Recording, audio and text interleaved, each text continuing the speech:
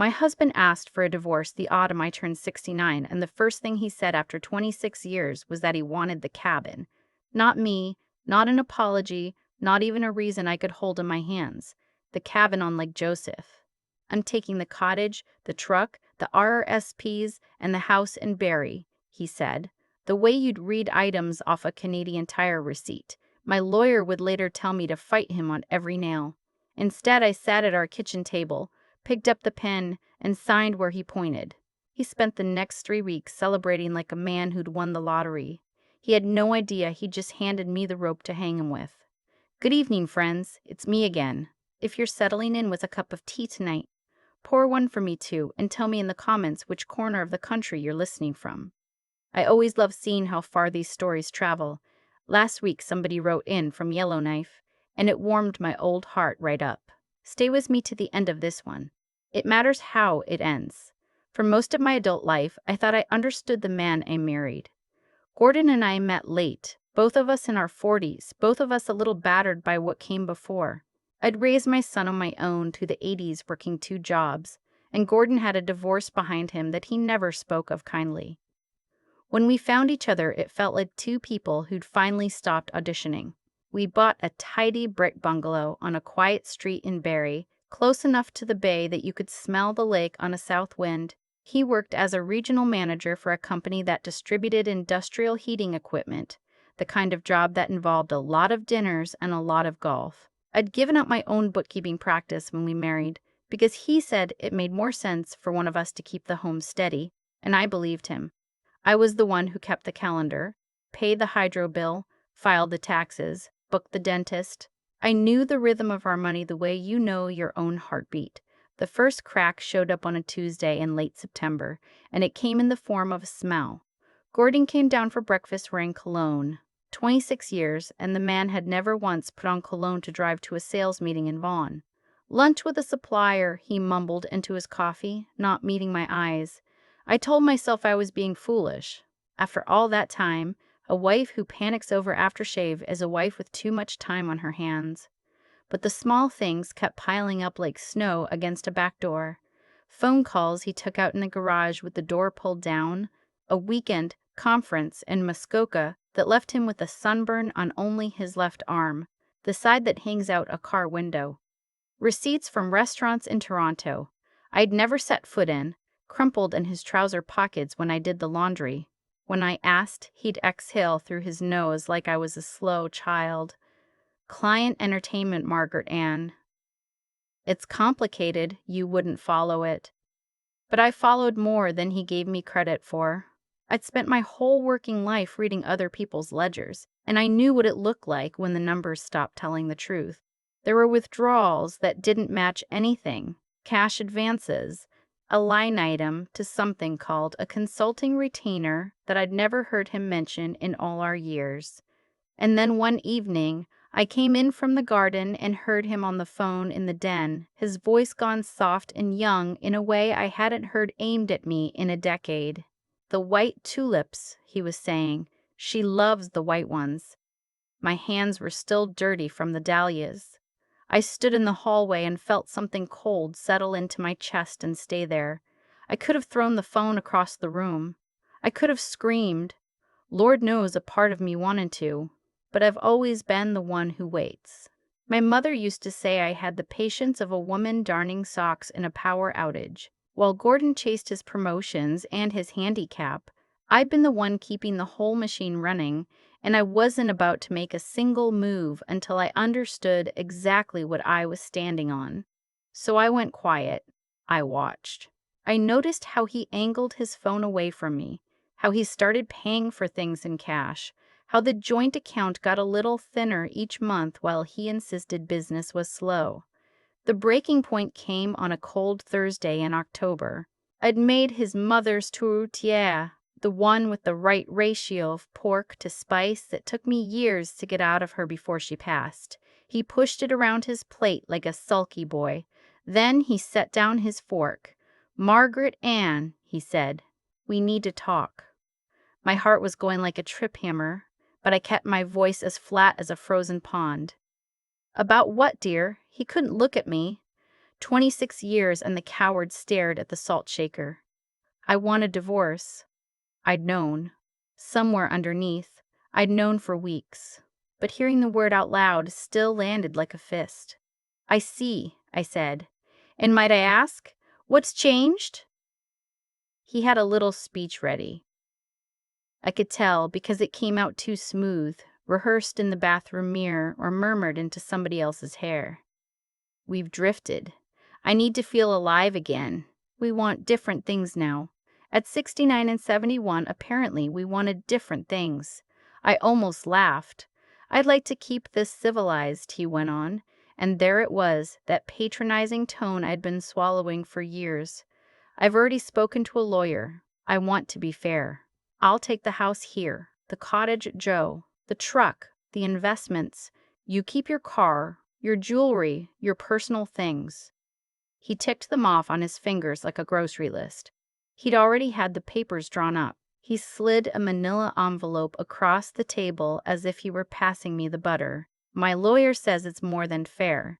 You might want your own to look it over, but Margaret Ann, don't fight me. It'll only get ugly, and you'll spend everything you've got losing. I looked at that envelope. 26 years reduced to a folder thin enough to mail with a single stamp.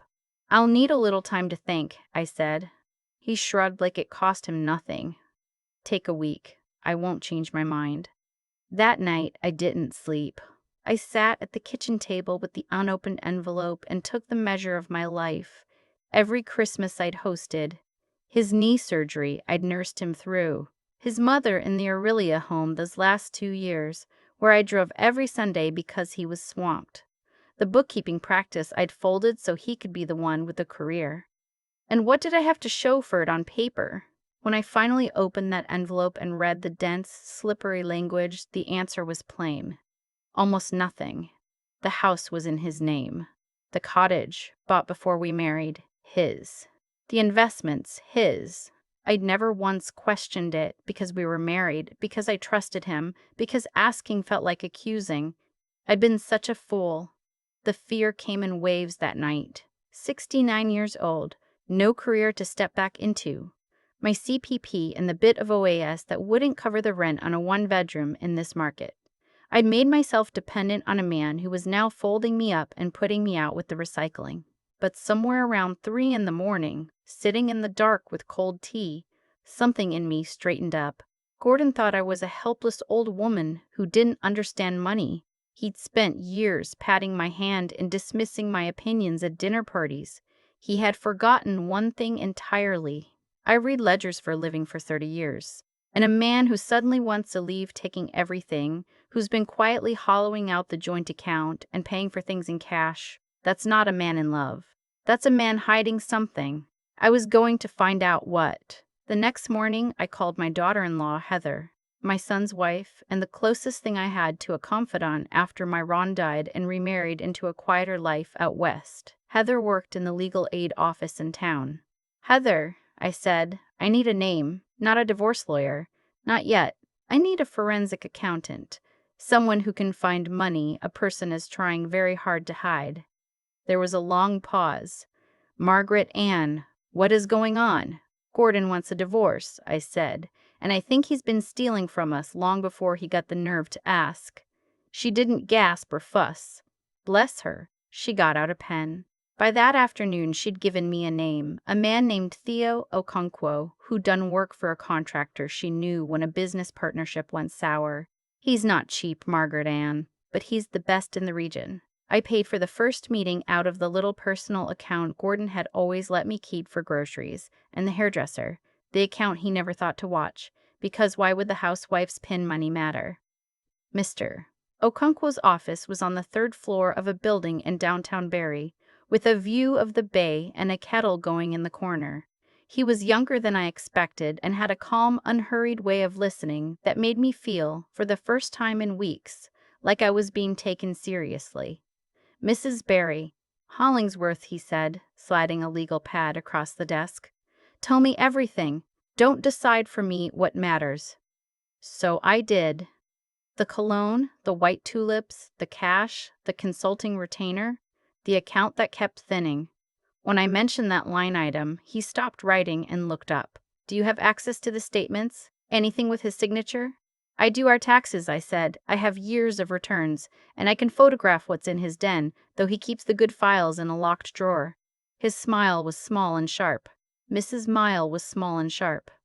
Hollingsworth, I'll be honest with you because you deserve it. If your husband is hiding assets, finding the proof will take time, and it will not be comfortable. He'll likely sense you looking. Are you prepared to live in your own house like that for a while? I thought about Gordon's eyes across the tourtière. Had there been nothing in them at all? Yes, I said, I'm prepared. For the next 2 weeks, I became a quiet thief in my own home. I photographed every page I could reach.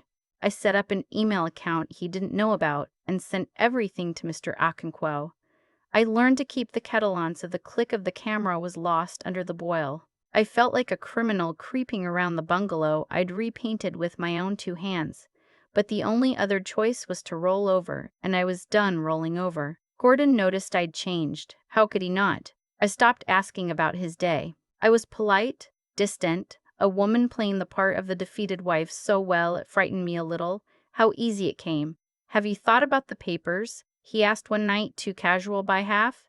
Still considering my options, I said. His jaw tightened. There's nothing to consider, Margaret Ann. Don't drag this out. I've been generous. Have you? The words slipped out before I could catch them. His eyes narrowed. What's that supposed to mean? Nothing, I said. All sweetness. I just want to understand it all before I sign. Let him wonder. He went to bed that night wondering, and I counted it a small victory. 3 days later, Mr. Okonkwo called and asked me to come in. The drive felt like an hour, though it was 10 minutes. When I sat down, his face was grave. Mrs. Quote, Hollingsworth, has your husband ever mentioned a company called Northway Procurement Solutions? I shook my head. Never. He owns it.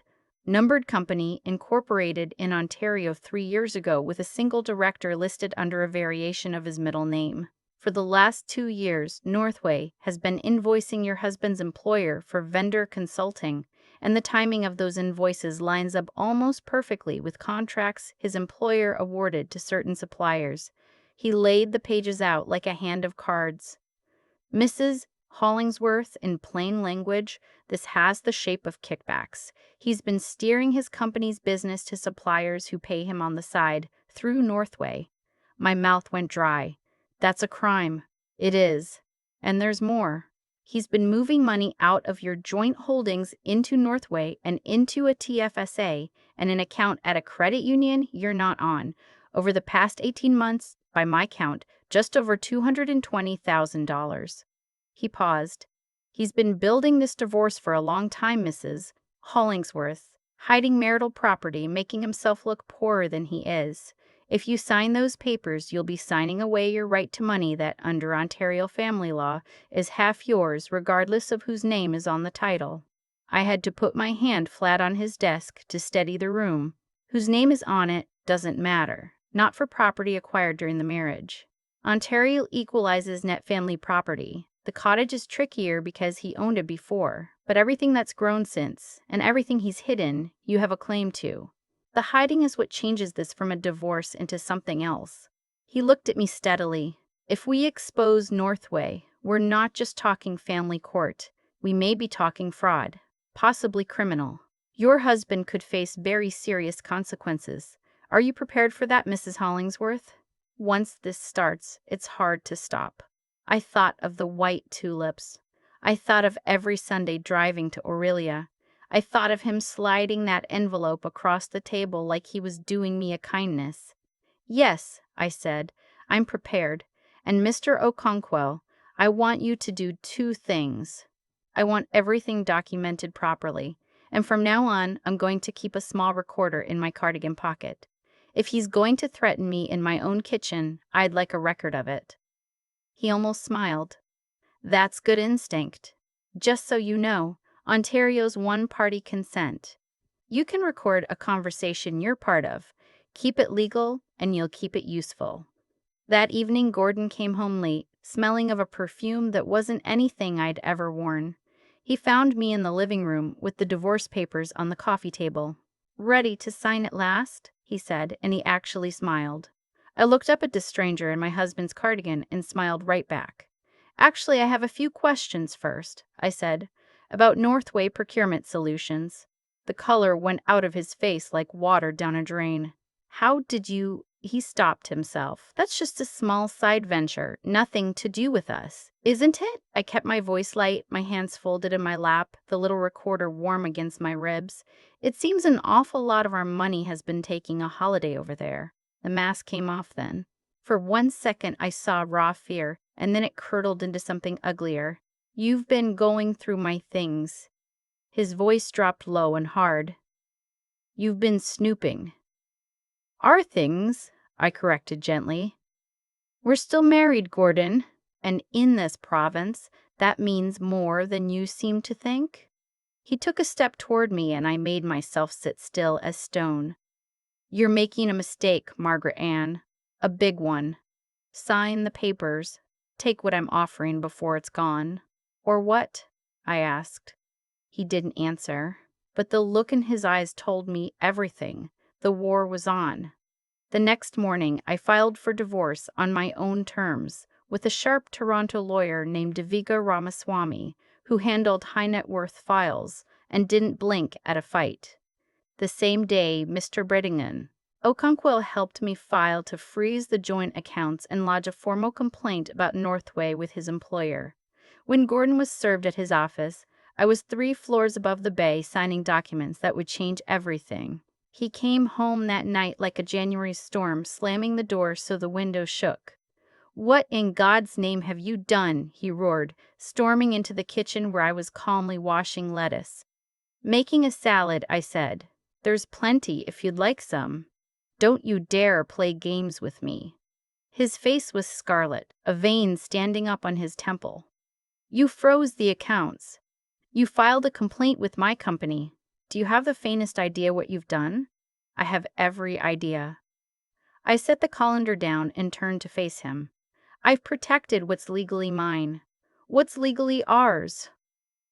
"There is no ours." He was shouting now, all the way out of control. "I'm divorcing you. That money is mine. I earned it." "We'll let the judge decide that," I said.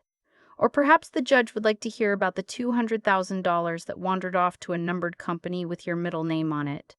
His eyes went wide. "You can't prove anything." "Can't I?" I almost felt sorry for him. "Gordon, I've kept the books of this family for 26 years. Did you truly believe I wouldn't notice the pattern?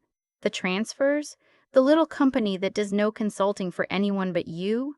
For a moment his fist clenched and his whole body shook, and I won't pretend I wasn't afraid, but he caught himself, stepped back, and dropped his voice to that quiet, dangerous register. "You'll regret this.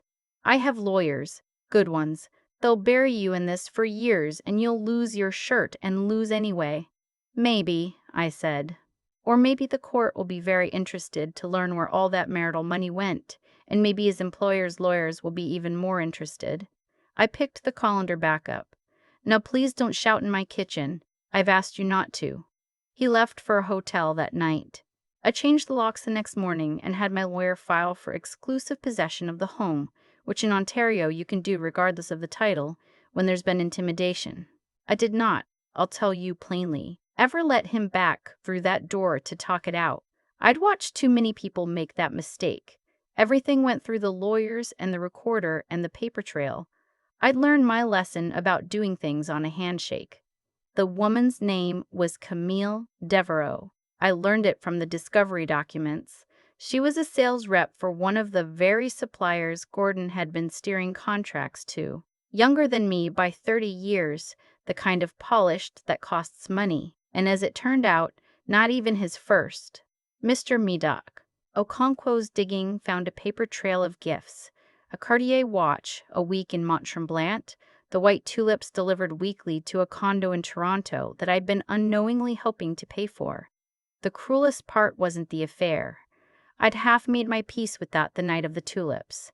The cruelest part was learning how long he'd been planning to leave me with nothing, smiling across the breakfast table the whole while. The months that followed were not gentle. There were depositions where Gordon's lawyers tried to paint me as a bitter old woman inventing conspiracies. There were nights I sat up wondering if I'd had the right to blow up 2 lives, his and mine, even one as rotten as ours had become. But every time my nerve wavered, Heather would show up with a casserole, or my son Daniel would call from Kelowna just to say, "You're doing the right thing, Mum." My children stood with me. That, more than the money, was what kept my spine straight. The family case settled before it reached trial because his own lawyers could read the writing on the wall once Northway came into evidence. Under the equalization, the hidden assets were dragged back into the light and counted. The court didn't much care that the house and the investments wore his name. What mattered was that they'd grown during our marriage and that he'd lied to hide them. I was awarded the matrimonial home outright, a full half of the true net family property, including the money he'd squirreled into Northway, and spousal support, given my age and the career I'd given up. The cottage, his before us, stayed his on paper, but he had to buy out my share of its growth, and he had no liquid money left to do it, so in the end he sold it to pay me. There's a particular justice in a man losing the lake he loved more than his wife. The criminal side took longer and frightened him far more. His employer, once they understood what Northway really was, brought in their own investigators and then the authorities. The fraud charges were laid the following spring. I sat in the gallery for the sentencing. I wanted to see it with my own eyes. Gordon pleaded guilty in the end, on the advice of lawyers who knew the documents were airtight. 2.5 years in a federal institution, full restitution to his former employer, and a permanent bar from any role involving company finances. As they led him out, he turned and looked at me one last time. I didn't smile. I didn't gloat. I just held his eyes with the steadiness I'd earned, and then I looked away first, because I no longer needed anything from him, not even the satisfaction. Camille's story ended the way those stories usually do. Once the gifts stopped and the scandal started, she evaporated. I heard later that a small business reporter in Toronto wrote a piece on procurement fraud that named the supplier she worked for, and her name turned up in it. Last I knew, she'd moved to Calgary and was selling timeshares. The man she'd hitched herself to had nothing left to give her, and she'd never been the sort to stay for love. I sold the bungalow 18 months after the dust settled. I know how strange that sounds, after fighting so hard to keep it, but every room held a ghost. The kitchen where he slid me that envelope, the hallway where I'd stood with dirt on my hands and ice in my chest. I didn't want to grow old inside a memory, so I sold it, and with money that was finally indisputably mine, I bought a little place I never could have imagined wanting. A winterized cabin on a quiet lake up near Gravenhurst, smaller than the cottage Gordon mourned, with a wood stove and a dock and a view of the water from the bed. Daniel and Heather drove out and helped me paint the walls the soft greens and blues I'd always loved and Gordon had always called summer camp colors. Daniel built me a bench by the window where the morning light comes in. "It suits you, Mum," Heather said, standing back with a paint roller in her hand. She was right. The bungalow had been ours, and then it had been his. This place was mine, and only mine. I'm 71 now. I took a watercolor class at the community center last winter, and a Tuesday course on Canadian history I'd always meant to take when there was time, and now there's nothing but time. I joined a book club where not one soul knows the old story unless I choose to tell it. I went on a train across the Rockies last September and cried at Lake Louise like a tourist, and I didn't care who saw. There's a retired schoolteacher named Hugh who walks the lakeshore path the same hour I do, and we've taken to walking it together, and he has never once made me feel like a foolish old woman. Nothing serious, just 2 people and a good dog and the sound of the loons. Gordon got out after serving most of his time. Daniel keeps the thinnest thread of contact. A call at Christmas, nothing more. He told me his father lives in a basement apartment in a part of the city he'd once have turned his nose up at, doing the books for a small landscaping outfit for a fraction of what he used to make. A piece of every check goes to restitution and a piece to my support, and it will keep going until he's well into his 80s. Daniel showed me a photo once. Gordon looked old in a way I never saw when we were married. Shrunken, gray, the good suits long gone. He asked if you were happy, Daniel said. What did you tell him? The truth. That you're better than I've ever seen you. I'm not a vindictive woman. I take no joy in his suffering. But I won't lie and say it grieves me either. He made his choices at that breakfast table, smiling, and the bill came due. That's not cruelty. That's just arithmetic. And I always was good with arithmetic. One afternoon last fall, I was kneeling at the edge of my dock, scrubbing it down for winter, when a car slowed on the gravel road behind the cabin, an old sedan, badly in need of a wash. It didn't stop. It just rolled past slow, and I knew without seeing clearly that it was him. Come to look at what I'd made without him. I straightened up, brush in hand, and met the windshield with a level gaze. I didn't wave. I didn't smile. I just stood there in the cold, bright air, in front of a cabin I'd paid for with my own settlement, on a dock I owned down to the last screw. Then I turned back to my scrubbing. When I looked up again, the road was empty. Good. I had a dock to finish and a fire to build and a whole evening of my own ahead of me.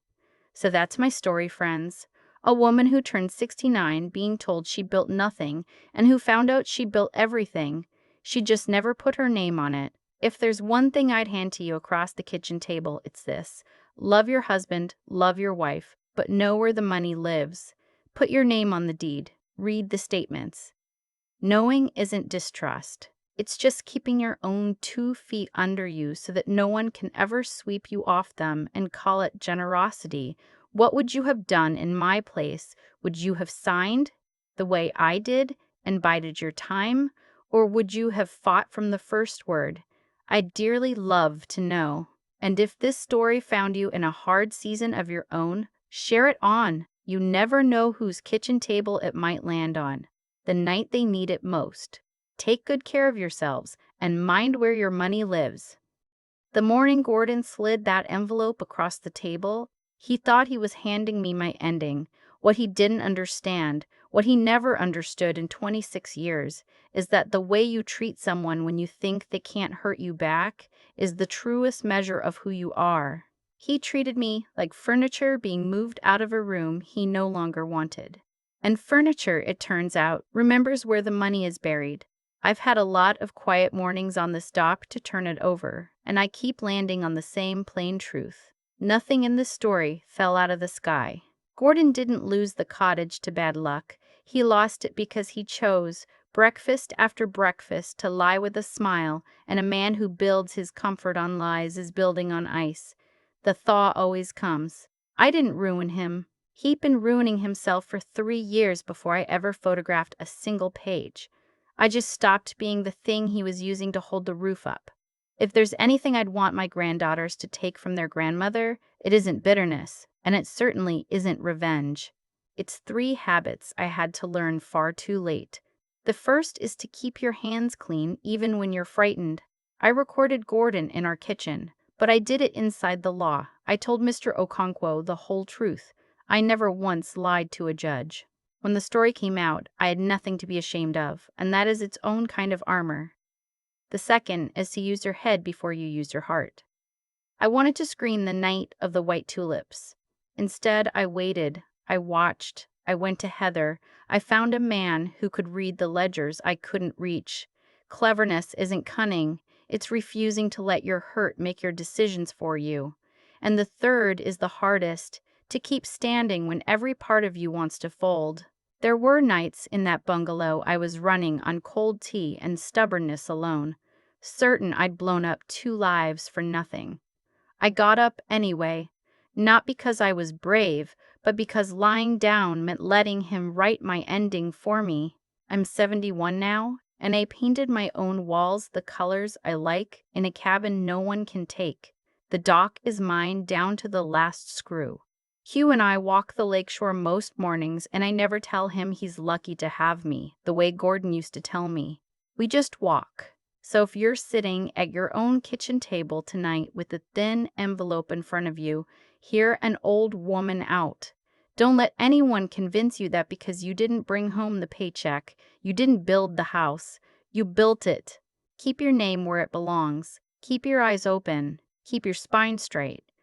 And let the people who lie with a smile find out, in their own time, exactly what they're standing on.